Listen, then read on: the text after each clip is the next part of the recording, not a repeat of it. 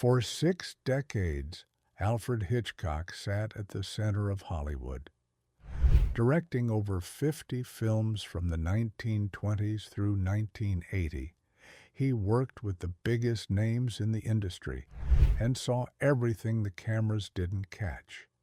He was a British outsider who understood the system for what it was and proved it in 1944 when he cast Canada Lee in Lifeboat, one of the first major dignified roles for a black performer in a mainstream Hollywood production. He let Lee write his own dialogue and refused the demeaning dialect studios demanded. At a time when Hollywood treated black talent as props, Hitchcock treated one as an artist. He spent 6 decades watching the industry protect its biggest names, burying scandals, rewarding cruelty, and maintaining images that had nothing to do with reality. He knew that the real horror is never what appears on the surface. It is always what is hiding underneath. These are the 9 stars whose troubling histories old Hollywood concealed. Number 9. Walt Disney. When Hitchcock arrived in Hollywood in 1939, no creative force shaped American childhood more profoundly than Walt Disney. Mickey Mouse, Snow White, Fantasia. Disney had already built an empire of imagination that reached into every home in the country. To the public, he was Uncle Walt, the gentle storyteller who transformed fairy tales into moving pictures, innocence personified. But Hitchcock, the man who built his career on seeing the darkness beneath every polished surface, could see exactly what Disney's films were embedding. Disney's productions delivered racial caricatures directly into the living rooms of millions of American families across decades. The crows in Dumbo in 1941, including one literally named Jim Crow, were drawn and voiced as minstrel caricatures. The Siamese cats in Lady and the Tramp in 1955 trafficked in anti-Asian stereotypes. King Louie in The Jungle Book in 1967 drew on troubling racial coding that critics have documented extensively.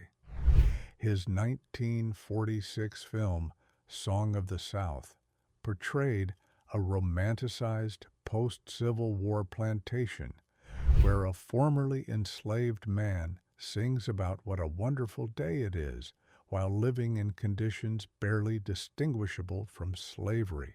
Documented studio communications reveal that Disney referred to black child performers in early productions, using a deeply offensive racial slur.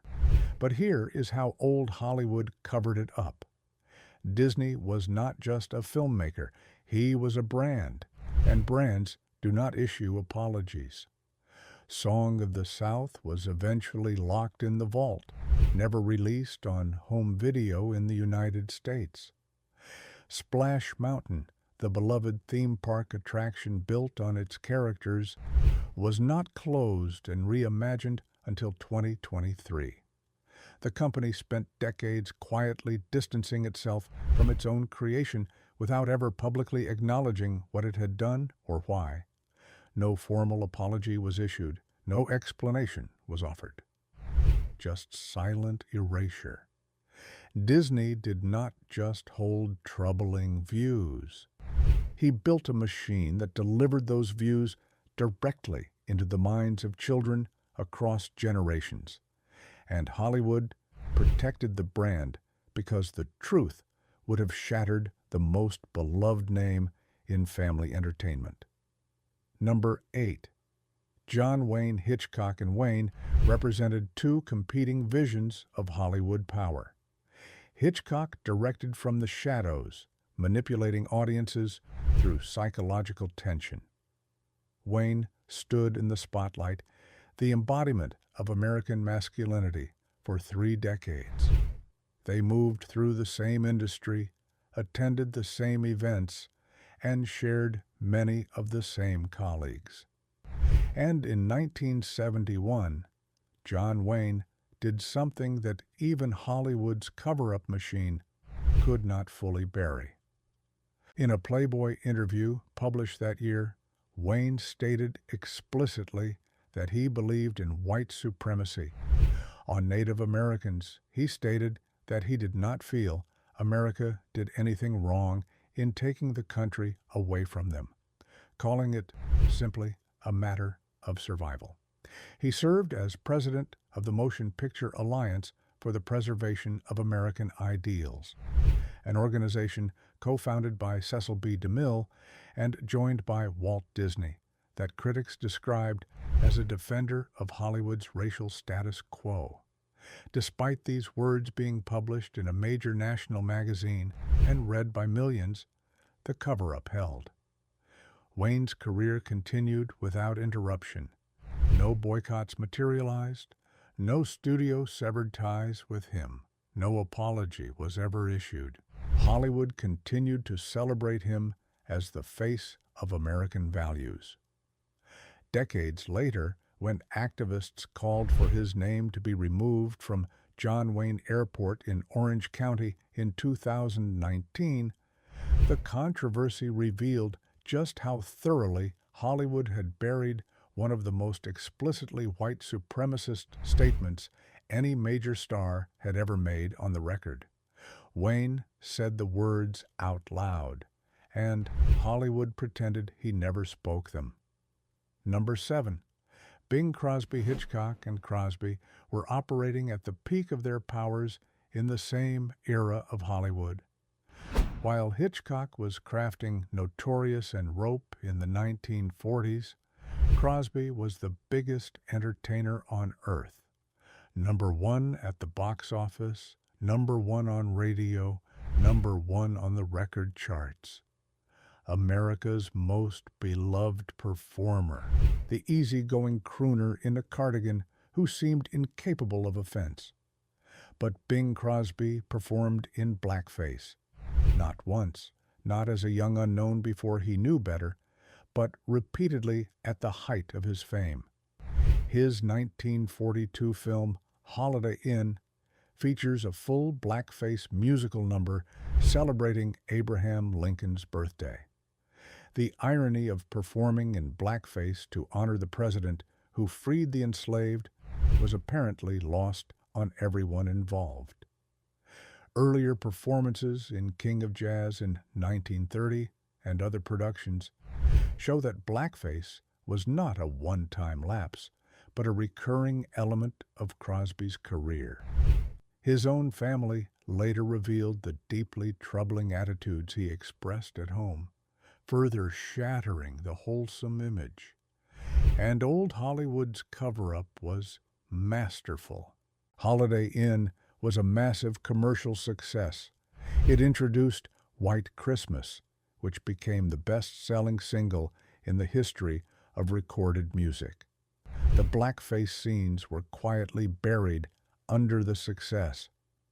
When the film was rebroadcast on television for decades afterward, the blackface number was simply edited out. No public statement, no acknowledgement, just silent removal. The cover-up was so effective that most Americans have never seen the full version of the film that gave them their most beloved Christmas song.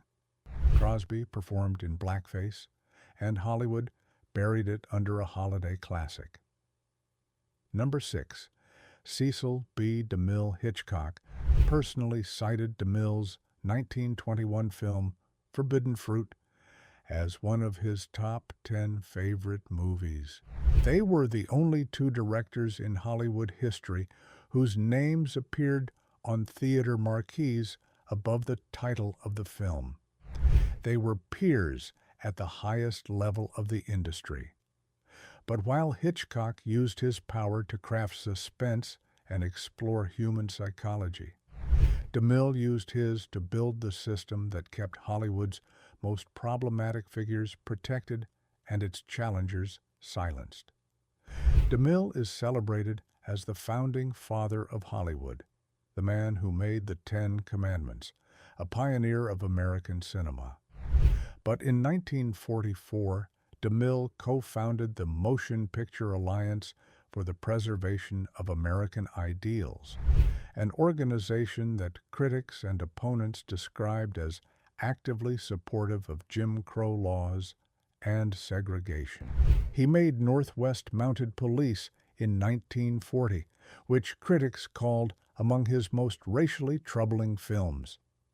His 1915 production, The Cheat, trafficked in anti-Asian stereotypes so offensive that the Japanese government demanded changes to the character. But DeMille's most damaging contribution was structural. He attempted to force loyalty oaths on every member of the Directors Guild of America. Anyone who refused was to be expelled. The Motion Picture Alliance did not merely hold conservative views, it was the machine that enforced Hollywood's racial status quo. Its membership read like a roster of power: Walt Disney, John Wayne, Walter Brennan, Ward Bond. DeMille helped build the blacklist that destroyed the careers of anyone who challenged the system. While his own legacy was buried under biblical epics and a Golden Globe Lifetime Achievement Award that still bears his name today, DeMille built the infrastructure. But he needed an enforcer, someone who could reach 35 million Americans every single day and tell them exactly who to celebrate and who to destroy. Number 5. Hedda Hopper. Every star Hitchcock ever directed lived in fear of one woman. Hedda Hopper's gossip column reached 35 million readers daily. She could launch a career with a single paragraph or end one with a sentence. And when Hopper targeted Hitchcock's own star, Ingrid Bergman, helping to drive her into exile from Hollywood over a personal scandal, Hitchcock saw firsthand exactly how the cover-up machine operated. Hopper was presented to America as Hollywood's beloved gossip queen, the woman in the fabulous hats, the journalist who gave fans their inside scoop. But behind that persona, Hopper was the enforcement arm of old Hollywood's racial order. She used her column to actively defend racially demeaning roles for black actors on screen. She attacked civil rights organizations like the NAACP when they criticized Hollywood's use of harmful stereotypes. She campaigned for a special Academy Award for James Baskett's performance as Uncle Remus in Song of the South, not despite the troubling nature of the role, but because of what it represented. She was the voice telling 35 million Americans every day that Hollywood's treatment of black people was not just acceptable, but admirable and patriotic. And the cover-up she facilitated went far deeper than gossip. Hopper collaborated directly with the FBI to destroy careers. She was one of the driving forces behind the Hollywood blacklist, weaponizing her enormous readership against anyone who challenged the status quo. She defended racial stereotyping while wrapping it in the language of American values. Her column did not merely cover up Hollywood's troubling history. It actively repackaged discrimination as patriotism and sold it to the largest readership in the country. Hopper sold the cover-up to the public. Number 4. Mickey Rooney was MGM's most valuable asset during Hitchcock's early Hollywood years. The Andy Hardy films made him the #1 box office star in America in 1939, the very year Hitchcock arrived. He was the symbol of wholesome American boyhood, the versatile entertainer who could handle comedy, drama, and musicals with equal ease. But in 1961, Rooney delivered what is now considered one of the most notoriously offensive performances in cinema history. In Breakfast at Tiffany's, Rooney played Mr. Yunyoshi, a Japanese neighbor, wearing prosthetic buck teeth, taped eyelids, and speaking in a grotesque, exaggerated accent. This was not a brief cameo. It was a recurring role designed to draw laughs through the humiliation of an entire ethnicity. Performed by a white actor in full yellowface in 1961, well past any era where ignorance could serve as an excuse. The cover-up followed the familiar pattern. Breakfast at Tiffany's was a massive critical and commercial success. Audrey Hepburn became a style icon. Moon River became a beloved standard. Hollywood celebrated the film for decades while treating the Yunyoshi performance as though it simply did not exist. When confronted years later, Rooney claimed he was only trying to be funny and insisted he never received complaints from Japanese American communities, a claim directly contradicted by decades of documented protests.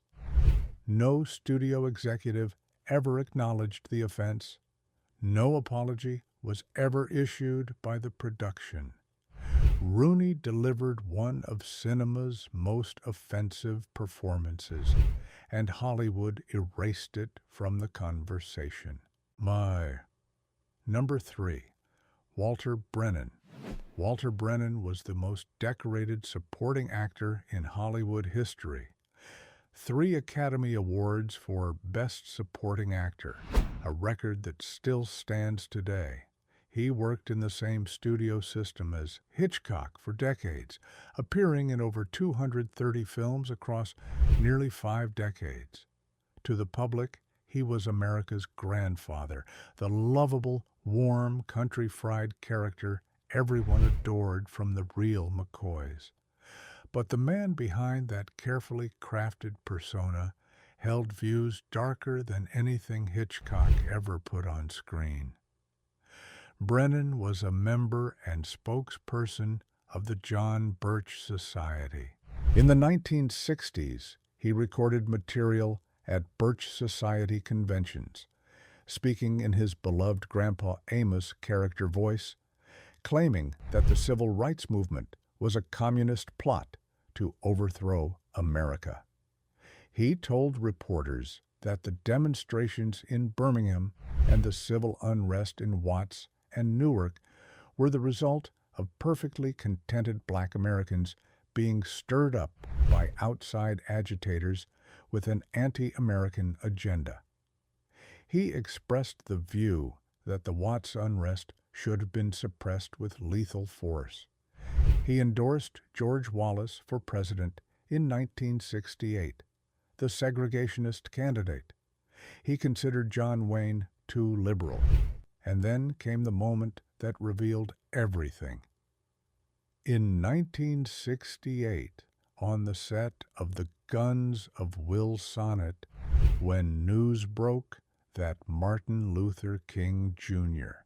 had been assassinated, cast and crew watched in horror as Walter Brennan, 3-time Academy Award winner and America's beloved grandfather, reportedly responded with visible celebration.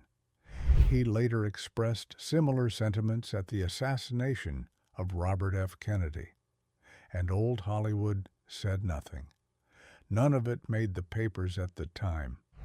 Brennan kept working. He kept his star on the Hollywood Walk of Fame. Hollywood protected America's grandfather because the truth would have destroyed one of its most profitable myths. Number 2, D.W. Griffith. Every single technique Alfred Hitchcock used to become the master of suspense was invented or perfected by one man. The close-up, the cross-cut, the fade-in, the parallel edit. D.W. Griffith did not just influence Hitchcock. He built the entire cinematic language that made Hitchcock's career possible. He created the visual grammar of modern film, and then he used that grammar to produce the most destructive piece of racial propaganda in American history. The Birth of a Nation premiered in 1915. It was a 3-hour epic that portrayed the Ku Klux Klan as heroic saviors of the American South and depicted black people as dangerous, violent, and subhuman. White actors in blackface played freed slaves as predators. The film was screened at the White House for President Woodrow Wilson, and it worked. In December 1915, William Joseph Simmons revived the Ku Klux Klan in Atlanta, Georgia, directly inspired by the film. The Klan grew from near extinction to an estimated 5 million members by 1925. The Birth of a Nation was used as a Klan recruiting tool well into the 1960s. Historians have directly credited this single film with the resurgence of the most violent domestic terrorist organization in American history. And the cover-up lasted over a century. Griffith was never held accountable. When confronted about the racial content, he compared black people to children in his care, saying accusing him of being anti-black was like saying he was against children. Hollywood named its most prestigious directing award after him. Film schools taught his techniques for generations while minimizing the fact that his masterpiece was white supremacist recruitment material. The cover-up was so thorough that an entire art form was built on a foundation of racial propaganda, and the industry spent a century pretending the technical achievement could be separated from the hatred it was designed to serve. Number 1. Shirley Temple. When Hitchcock arrived in Hollywood in 1939, the biggest box office star in America was not Clark Gable or Cary Grant. It was a 10-year-old girl. Shirley Temple had been the number 1 box office draw in the country for 4 consecutive years, an unprecedented reign that no child star has matched since. To the public, she was America's sweetheart, the dimpled angel who sang and danced her way through the Great Depression, innocence personified. But Hitchcock, the man who built his career on seeing the darkness beneath every polished surface, could see exactly what her films were selling. Temple starred in a series of plantation fantasy films that presented the history of slavery as a heartwarming fairy tale. In The Little Colonel and The Littlest Rebel, both released in 1935, and Dimples in 1936, she played adorable white children on plantations where the enslaved were portrayed as happy, grateful, and existing only to serve. The legendary tap dancer Bill Robinson was cast as her devoted servant, a man whose extraordinary talent was reduced to entertaining a white child. An offensive racial term appeared in dialogue, and in The Littlest Rebel, Temple herself appeared in blackface. But here is how old Hollywood covered it up. The staircase dance between Temple and Robinson in The Little Colonel was the first interracial dance sequence in American film history. It was so groundbreaking that Southern theaters demanded it be cut from their prints because it showed a white child holding hands with a black man, and Hollywood complied without protest. They simply removed the evidence. Robinson, the greatest tap dancer alive and the real creative draw of these films, was billed 14th in the credits, behind white actors with a fraction of his talent. Off-screen, he was forced to stay in separate facilities while Temple received private accommodations. Hollywood sold America a fantasy of racial harmony on screen while enforcing segregation behind it. And they placed a child's face at the center of it all, because no one could criticize America's sweetheart without appearing to attack innocence itself. That was the most calculated part of the cover-up. The studio system did not choose Shirley Temple by accident. They chose her precisely because her youth made the entire machinery invisible. When audiences watched a dimpled 10-year-old dancing with a black man, they saw sweetness and charm. They did not see the plantation setting. They did not see the hierarchy embedded in every frame. They did not see Bill Robinson's 14th billing. They did not see the segregated dressing rooms waiting just off camera. And that was exactly the point. Temple herself later expressed regret about aspects of her early filmography, acknowledging the racial dynamics she had been too young to understand at the time. But the studio executives who designed those productions, who chose those settings, who cast Robinson as a servant rather than a star, who cut the dance sequence for Southern markets without a word of protest, they understood perfectly. They made a deliberate choice to romanticize one of the darkest chapters in American history, and they put a child's face on it so that no one would look too closely. The cover-up was not accidental. It was architectural. Every element was designed to make the racism invisible, to bury it under ringlets and dimples and tap shoes and the sound of a little girl singing in the sunshine on a plantation that history had scrubbed clean. Hollywood sold America a fantasy of racial harmony on screen while enforcing segregation behind it.